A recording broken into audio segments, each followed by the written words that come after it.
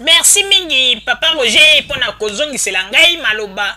Bandeko ba bolingo ba peuple congolais kaka ndenge tuti ko yebisa bino ete Bokechu dernier monoko supu auti ko finga ba opposant congolais o bazali na poto pe afingi na ba combattant mais to ko yebisa bino ete tellement Bokechu dernier monoko supu amoni ete trop c'est trop po ete alingi lisusu ba utiliser ete po ye moko alobi ete ba utiliser mingi po bakanisaki ete lokola yebi ba makambo mingi te yango ete ba utilisaki ye moko alingi alobi ete utilisation ndenge bazali ko utiliser balingi nde bakende kobwaka ye na kotia ye na lubwaku po ete lobi abanda kolela yango Bokechu premier asengi pardon mingi na bakonzi ya Congo alobi ete a partir ya lelo azali moto oyo alingi lisusu makambo ya bozomba te po ete bakosaki ye mingi na ba opposant congolais pe bakombata yango ete bokolanda ndenge nini Bokechu premier azalaki na kanda asili kofinga un opposant congolais oyo azali na poto oyo azali komanipule bato oyo azali kotinda bato na ndenge ya kikuluna Bokechu premier afingi ye na ndenge ya kosakana te Bokechu premier alobi asali boye po alakisa ete a partir ya lelo alingi lisusu bozoba te ba manipulation oyo bazali kosala ye po ete bamoni ete lokola kenda kelasi te lokola atangi mingi te yango balingi ba manipule ye. Alors bandeko ba bolingo tokokende mosika te tokosenga na papa Motamba kuna na régie ye moko abanda kotiela biso ba elema oyo ezali kotalisa ndenge nini Bokechu dernier monoko supu asili kofinga ba opposant congolais pe afingi meme na ba soi-disant ba combattant bolanda yango pe bokomona ndenge nini makambo yango elekaki ba image s'il vous plaît. Peuple congolais, il faut tout soutenir Kabila. Bokechu premier, mais bravo na ndenge ete o comprendre ete il faut ba peuple ba soutenir Joseph Kabila Kabange na ndenge oye komona ete bato oyo bazalaki ko lakisa bino nzela ya mabe pe otimbeli bango pe olingi kolanda nzela na bango te yango ozali kosenga na ba peuple congolais nyonso ba soutenir Joseph Kabila Kabange. Ebongo yebisa na ba peuple congolais nanu banani oyo bazali komema bato nzela ya mabe pe bazali kobebisa ba mboka na biso pe balingi te ke peuple ayeba vérité mais kana nuko bimisa bango polele Bokechu premier po ete ba peuple congolais bayeba s'il vous plaît. Bokechu premier yebisa biso nanu pe talisa bato wana polele bimisa bango libanda po ete mokili eyeba bango s'il vous plaît. Au banda politique longtemps Mobutu, oui bah tu vas koufa combien? Zoba ya ba politicien, boza ba zoba nene bozana, boza ba zoba,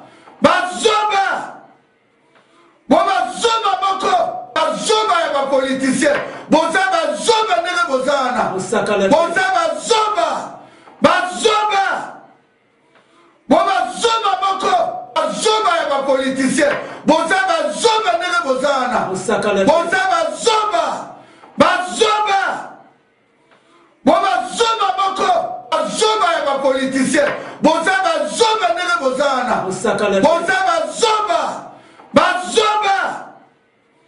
boba zoba boko, ba zoba ya ba politicien, boza ba zoba nene bozana, boza ba zoba, boba zoba boko, ba zoba ya ba politicien, boza ba zoba nene bozana, boza ba zoba, boba zoba boko, ba zoba ya ba politicien, boza ba zoba nene bozana, boza ba zoba,